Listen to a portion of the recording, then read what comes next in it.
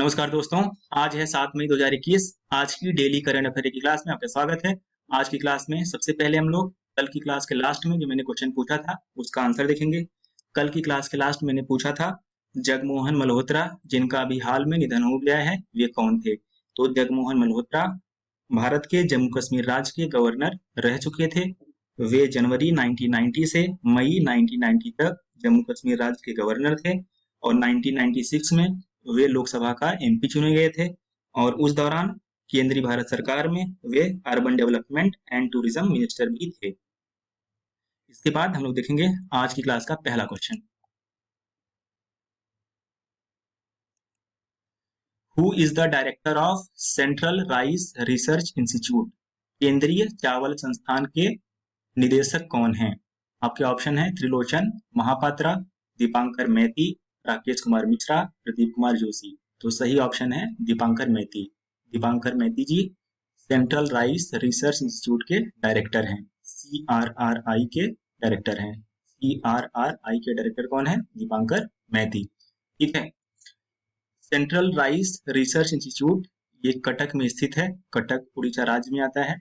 तो अगर आपसे क्वेश्चन पूछा जाता है कि CRRI कहाँ पे है तो आपका आंसर होगा उड़ीसा राज्य में कटक में स्थित है। ये उड़ीसा राज्य की स्थापना 1 अप्रैल 1936 को हुई थी और उड़ीसा राज्य में क्लीन बिंदु सागर प्रोजेक्ट योजना चल रही है। ठीक है। इसके अलावा गरिमा योजना भी उड़ीसा में चल रही है। उड़ीसा के इंपॉर्टेंट नेशनल पार्क हैं सटकोसिया टाइगर रिजर्व, सिपलीमाल नेशनल पार्क, गहिर माथा वाइल्ड लाइफ सेंचुरी और चिलिका लेक। ठीक है। त्रिलोचन महापात्रा ये कौन है? तो त्रिलोचन महापात्रा ICAR के डायरेक्टर हैं, Indian council of agriculture research के डायरेक्टर हैं त्रिलोचन महापात्रा। राकेश कुमार मिश्रा कौन है? राकेश कुमार मिश्रा CCMB के डायरेक्टर हैं। ठीक है। Centre for cellular and molecular biology जो कि हैदराबाद में स्थित एक इंस्टीट्यूट है, उसके डायरेक्टर हैं राकेश कुमार मिश्रा। और प्रदीप कुमार जोशी कौन है? प्रदीप कुमार जोशी UPSC के चेयरमैन हैं। ठीक है। Union public service commission of India के चेयरमैन है प्रदीप कुमार जोशी। तो क्वेश्चन नंबर 1 का ऑप्शन बी आपका सही है, दीपांकर मैती CRRI के डायरेक्टर हैं। इसके बाद देखते हैं हम लोग question number 2। Who has become chairman of FICCI Ladies Organization? को शॉर्ट में FLOD कहते हैं। FICCI Ladies Organization की चेयरमैन कौन बनी है? तो FICCI Ladies Organization का चेयरमैन बनाया गया है उज्ज्वला सिंघानिया को। उज्ज्वला सिंघानिया FLO की चेयरमैन बनी है। तो ऑप्शन डी आपका सही हो जाएगा। यहाँ पे नाम आया है सोमा मंडल का ऑप्शन ए में। तो सोमा मंडल स्टील अथॉरिटी ऑफ इंडिया की चेयरमैन बनने वाली पहली वीमेन है, पहली महिला है। कृति करंत को अभी एक अवार्ड मिला था, उस अवार्ड का नाम था वाइल्ड इनोवेटर अवार्ड। ठीक है, ध्यान रखेंगे आप। तो यहाँ पे नाम आया है फिक्की का। तो फिक्की का फुल फॉर्म होता है federation of Indian chamber of commerce and industry और फिक्की की स्थापना 1927 में हुई थी। इसके फाउंडर थे घनश्याम दास बिरला और पुरुषोत्तम दास ठाकुर। फिक्की का हेडक्वार्टर नई दिल्ली में है। कई बार ये एग्जाम में क्वेश्चन पूछा गया है फिक्की का हेडक्वार्टर कहाँ पे है? नई दिल्ली में है। और फिक्की के वर्तमान में चेयरमैन उदय शंकर है। ठीक है। इसके बाद क्वेश्चन नंबर 3 देखते हैं। Chaudhary Ajit Singh died recently due to COVID-19. He was chief of which of the following political party? Chaudhary Ajit Singh का हाल ही में COVID-19 के कारण मृत्यु हो गया। वह निम्नलिखित में किस राजनीतिक दल के प्रमुख थे? चौधरी अजीत सिंह राष्ट्रीय लोक दल के प्रमुख थे, RLD भी इसको कहा जाता है शॉर्ट में। तो क्वेश्चन नंबर 3 का ऑप्शन आपका सी सही हो जाएगा। ठीक है। चौधरी अजीत सिंह बीटेक और एमटेक डिग्री होल्डर थे। ठीक है। IIT खड़गपुर से बीटेक किए थे और MS किया था इन्होंने। इंडिया में जैसे एमटेक होता है वैसे बाहर MS होता है, मास्टर ऑफ साइंस। तो इन्होंने किया था इलिनॉइस इंस्टीट्यूट ऑफ टेक्नोलॉजी से MS किए थे और इन्होंने 1996 में RLD, ठीक है, राष्ट्रीय लोकदल पार्टी की स्थापना करी थी और ये भारत सरकार में यूनियन मिनिस्टर भी रह चुके थे। ठीक है। और भारत के पूर्व प्रधानमंत्री चौधरी चरण सिंह के ये पुत्र थे। ठीक है। चलिए इसके बाद क्वेश्चन नंबर 4 देखते हैं हम लोग। विच स्टेट, यदि क्वेश्चन नंबर 5 आ गया है, क्वेश्चन नंबर 4 हमको देखना था। क्वेश्चन नंबर 4 एक मिनट, ये क्वेश्चन नंबर 4 आ गया। International no diet day is observe on which date? International no diet day किस तारीख को मनाया जाता है? तो ये मनाया जाता है 6 मई को। International no diet day is observe on 6 May and it's symbol is light blue ribbon. Light blue ribbon इसका सिंबल होता है।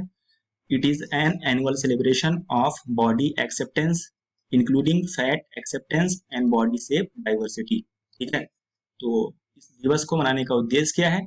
इस दिवस को मनाने का उद्देश्य है कि हम जितने भी बॉडी शेप ह्यूमंस में पॉसिबल होते हैं उसको एक्सेप्ट करेंगे, किसी का उसके लिए मजाक नहीं बनाएंगे, किसी को इन्फीरियर फील नहीं कराएंगे। ठीक है, इसके बाद question number 5, which state has launched the Gopa बंधु संवादिका स्वस्थ बीमा योजना? किस राज्य ने पत्रकारों के लिए गोपबंधु संवादिका स्वास्थ्य बीमा योजना को शुरू किया है? तो यह योजना शुरू की गई है उड़ीसा में। ठीक है, इस योजना का उद्देश्य क्या है? यह एक स्वास्थ्य बीमा योजना है जो उड़ीसा सरकार द्वारा पत्रकारों के लिए शुरू की गई है। यह योजना राज्य के सभी कार्यरत पत्रकारों को 2 लाख रुपए का स्वास्थ्य बीमा कवर प्रदान करेगी और यह योजना पत्रकारों को कर्तव्यों का पालन करते हुए बीमारी और चोटों से भी कवर करेगी। इस योजना का नाम गोपाल बंधु दास के नाम पर रखा गया है। गोपाल बंधु दास के नाम पर इस योजना का नाम रखा गया है। और गोपाल बंधु दास कौन थे? गोपाल बंधु दास जी उड़ीसा में एक लोकप्रिय सुधारक थे, समाज सुधारक थे, सामाजिक कार्यकर्ता थे, पत्रकार थे, राजनीतिक कार्यकर्ता थे, निबंधकार थे और कवि थे। तो उड़ीसा राज्य की स्थापना 1 अप्रैल 1936 को हुई थी। उड़ीसा की राजधानी भुवनेश्वर में है। उड़ीसा के मुख्यमंत्री नवीन पटनायक हैं जो कि बीजू जनता दल पार्टी से संबंधित हैं। नवीन पटनायक की पार्टी है बीजू जनता दल। ठीक है, उड़ीसा के गवर्नर हैं गणेशी लाल। उड़ीसा के मुख्य न्यायाधीश हैं एस मुरलीधर। उड़ीसा में लोकसभा सीटें हैं 21। उड़ीसा में राज्यसभा सीटें हैं 10 और उड़ीसा राज्य में विधानसभा सीटें हैं 147। उड़ीसा का राजकीय पशु है सांभर। उड़ीसा का राजकीय पक्षी है इंडियन रोलर और उड़ीसा राज्य का राजकीय वृक्ष है अशोक का वृक्ष। इसके बाद हम लोग देखेंगे question number 6, who was elected chair of Asian Development Bank's Board of Governor for the year 2021-22 during the bank's 54th annual meeting held virtually? एशियाई विकास बैंक के 54वीं वार्षिक बैठक के दौरान वर्ष 2021-22 के लिए एशियाई विकास बैंक बोर्ड ऑफ गवर्नर की अध्यक्ष किसे चुना गया है? तो ये चुना गया है महिंदा राजपक्षे को। महिंद्रा राजपक्षे कौन है? महिंदा राजपक्षे श्रीलंका के प्रधानमंत्री हैं। और गोटभाया राजपक्षे कौन है? ये श्रीलंका देश के प्रेसिडेंट हैं। ये दोनों आपस में भाई हैं, महिंदा राजपक्षे और गोटभाया राजपक्षे। ठीक है, भाई भाई हैं। महिंदा राजपक्षे वहाँ के प्राइम मिनिस्टर हैं और गोटभाया राजपक्षे वहाँ के प्रेसिडेंट हैं। महिंदा राजपक्षे को एशियाई डेवलपमेंट बैंक की 54वीं वार्षिक बैठक के दौरान 2021-22 के लिए बोर्ड ऑफ गवर्नर का अध्यक्ष चुना गया है। तो यहाँ पे नाम आया है एशियन डेवलपमेंट बैंक का, एडीबी का। तो एशियन डेवलपमेंट बैंक एक रीजनल डेवलपमेंट बैंक है। इसकी स्थापना हुई थी 19 दिसंबर 1966 को। ठीक है, एशियन डेवलपमेंट बैंक का फुल फॉर्म क्या है? शॉर्ट फॉर्म में इसका बोलते हैं एडीबी। ठीक है, एडीबी का फुल फॉर्म है एशियन डेवलपमेंट बैंक और इसकी स्थापना हुई थी 19 दिसंबर 1966 को। इसका हेडक्वार्टर मनीला में है। मनीला फिलीपींस की कैपिटल है और वर्तमान में एशियन डेवलपमेंट बैंक के प्रेसिडेंट हैं मातासुगु आसाकावा। मातासुगु आसाकावा यहाँ के प्रेसिडेंट, एशियन डेवलपमेंट बैंक के प्रेसिडेंट। ठीक है, इसके बाद क्वेश्चन नंबर 7, अटलांटिक महासागर को पार करने वाला दुनिया का पहला आर्टिफिशियल इंटेलिजेंस जहाज कौन बना है? Who became the world's first artificial intelligence ship to cross the Atlantic Ocean? ठीक है, तो इस जहाज का नाम है मेफ्लावर 400। ऑप्शन ए आपका सही हो जाएगा। मेफ्लावर 400 यह 1 मीटर लंबा है और इसका वजन 9 टन है। ठीक है, यह जहाज समुद्री प्रदूषण का अध्ययन करता है और पानी में प्लास्टिक का विश्लेषण करता है। ठीक है, इसे टकराव से बचने के लिए प्रशिक्षित किया गया है। टकराव से ये बच जाएगा ना, इसके पास में अगर कोई बॉडी आती है तो अपना पाथ ही चेंज कर लेता है, उसे टकराता नहीं है। ठीक है, इस प्रकार यह जहाज खुद को सही कर सकता है और इसे 100 घंटे के ऑडियो डेटा के साथ प्रशिक्षित किया गया है। प्रशिक्षण से जहाज को समुद्री जानवरों की उपस्थिति का पता लगाने में मदद मिलेगी और इसे समुद्र में इन जानवरों के जनसंख्या वितरण के बारे में जानकारी मिलेगी। इसमें एक सेल्फ एक्टिवेटिंग डिवाइस भी लगी हुई है जो कि व्हेल का पता लगा लेती है। ठीक है, इसमें एक सेल्फ एक्टिवेटिंग हाइड्रोफोन है जो व्हेल को सुन सकता है। ठीक है, तो क्वेश्चन नंबर 7 का ऑप्शन ए आपका सही हो जाएगा। इसके बाद question number 8, recently in this city 8 Asiatic lions have been found कोविड-19 positive in Nehru geological park. हाल ही में किस शहर के नेहरू प्राणी उद्यान में 8 एशियाई शेर कोविड-19 पॉजिटिव पाए गए हैं? पाए गए हैं हैदराबाद में। हैदराबाद में स्थित है नेहरू प्राणी उद्यान।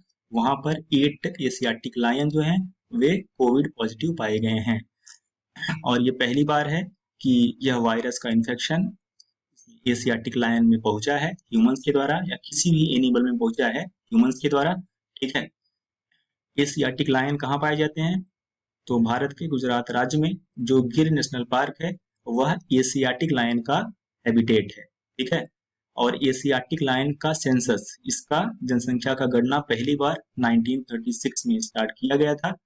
जूनागढ़ के जो नवाब थे, गुजरात राज्य में जूनागढ़ है एक ना, उस टाइम पर प्रिंसली स्टेट हुआ करता था, उसके जो नवाब थे उन्होंने एशियाटिक लायन का सेंसस स्टार्ट करवाया था।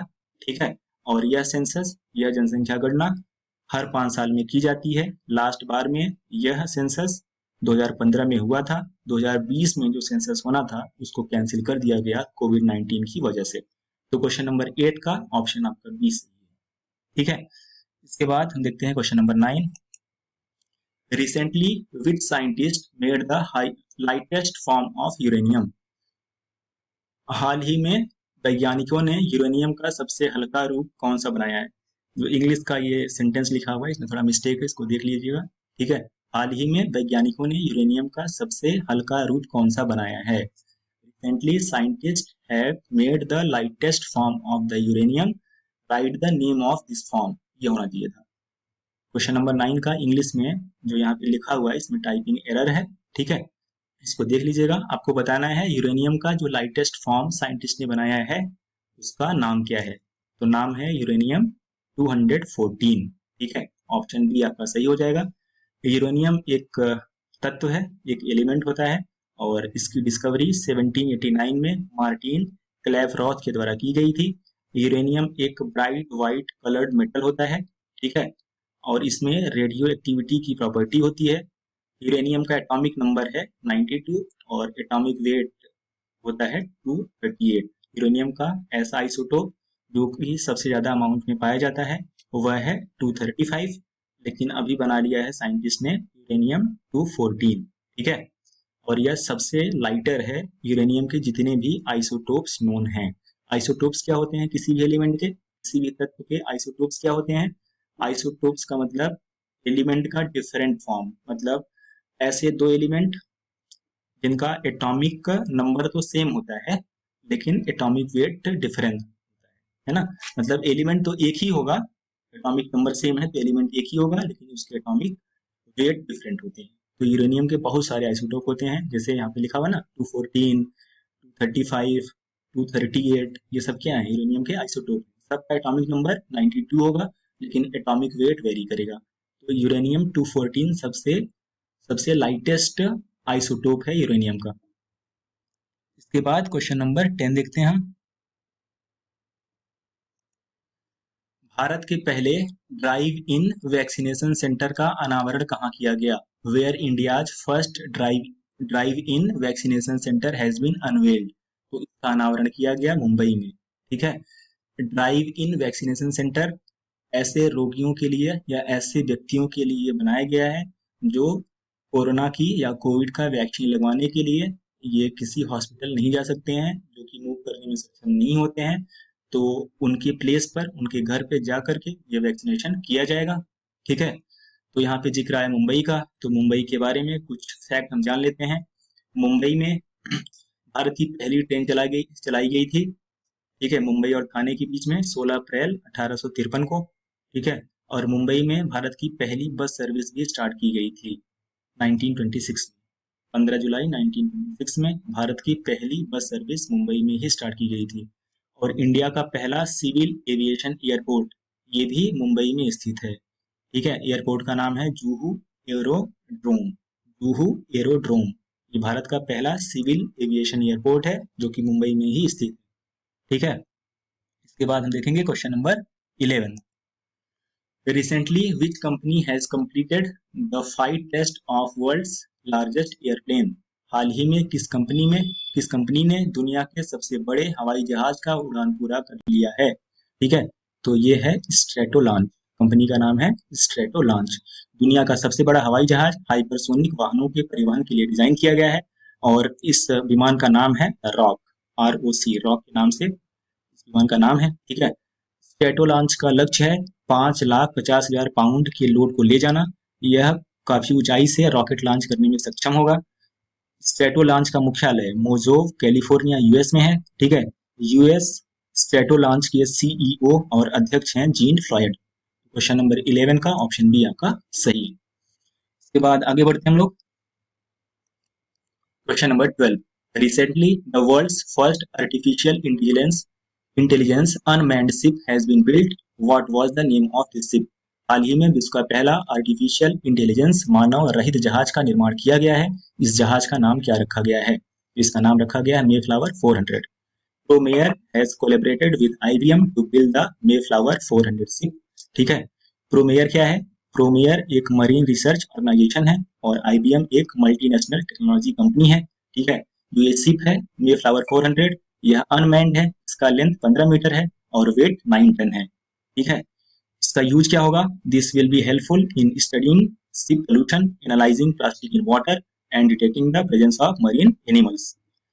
तो क्वेश्चन नंबर 12 का ऑप्शन आपका सी सही है। इसके बाद हम लोग आगे देखेंगे। तो इतना ही क्वेश्चन आज की क्लास मैंने रखा था। अब क्लास के लास्ट में ये क्वेश्चन आप बताएंगे। Which country has given citizenship to the robot named Sophia? Sophia नामक रोबोट को किस देश ने नागरिकता दी है? तो इसका आंसर आपको कमेंट बॉक्स में लिखना है। ठीक है, अगर आपको मेरा ये लेक्चर अच्छा लगा और आपको इसका PDF नोट्स भी चाहिए तो मेरे टेलीग्राम चैनल को ज्वाइन कर सकते हैं। मेरे टेलीग्राम चैनल का नाम है GS and current affairs by Brijesh Kumar Verma. तो आज की क्लास यहीं पे समाप्त होती है। जय हिंद।